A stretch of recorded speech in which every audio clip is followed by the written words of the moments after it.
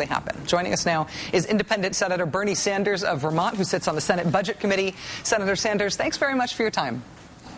Good to be with you. Senator, before I ask you specifically about the proposed defense cuts, let me get your reaction overall to what we heard from this commission today. Well, it wasn't the commission. It was the chairman and the co-chairman, and I think it's basically a disaster.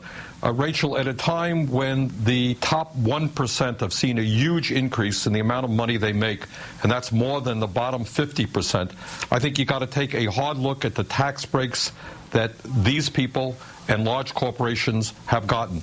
Every single year, we're losing about $100 billion in revenue because of money being stashed away in tax havens in the Cayman Islands, in Bermuda. In the year 2005, 1/4 of America's large corporations didn't pay a nickel in taxes after earning $1 trillion in profits. Last year, ExxonMobil made $19 billion in profit.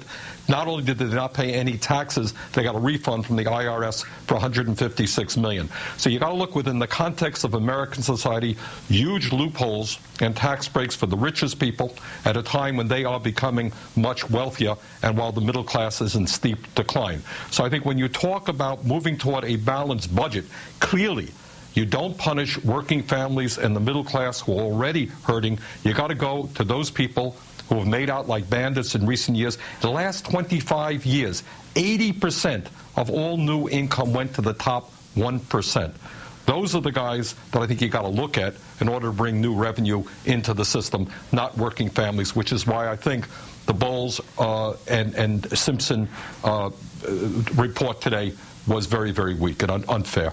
On the issue of defense specifically, Senator, do you think that we could actually see defense cuts this year for the first time in such a long time? Is it possible you'll have some new allies among this new crop of self-proclaimed fiscal conservatives? Rachel, I do. And I think the point that you made is some of these very, very conservative guys understand that when we spend $700 billion a year on defense, that's the elephant in the room. And you can't have any credibility at all if you're not looking at defense spending. And I think there is an enormous opportunity in there. Let me give you just some examples. My office took a look at spare parts that the military is purchasing and not using. They're putting in warehouses something like $25 billion every year in unused spare parts. There is weapon systems out there. You know, when the military budget was substantially increased, we were fighting a major world power called the Soviet Union. We are still spending tens of billions of dollars a year on weapon systems fighting the Soviet Union, except the Soviet Union no longer exists. Our military posture should be fighting international terrorism and Al-Qaeda. We need to make major changes in the way we do business. Also, there is massive fraud within the defense industry. We issued a report, which will soon be up on the internet, talking about how major military contractors are ripping off the government. They've been fined billions of dollars because of just cheating the government.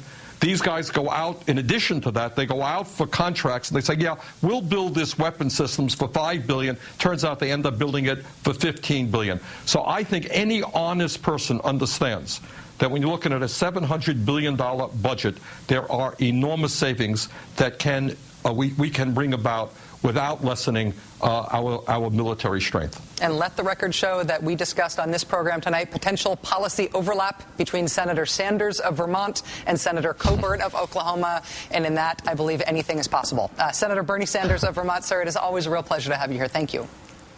Thank you, Rick.